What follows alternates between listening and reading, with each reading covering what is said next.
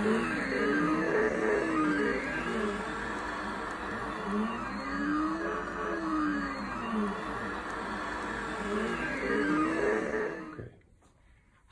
and today I would like to introduce you to the Universal Card Game Scorer.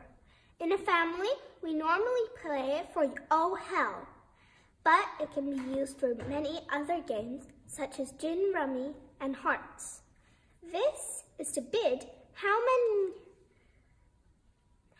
tricks you think you're going to win.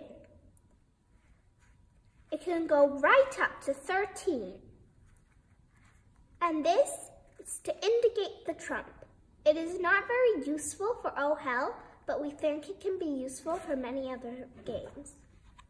This is the scoring side.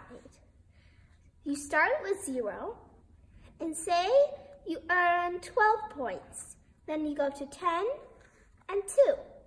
If you earn another 12 points, you go to 24. Thank you, and I hope you enjoy using your own Universal Card Game Scorer.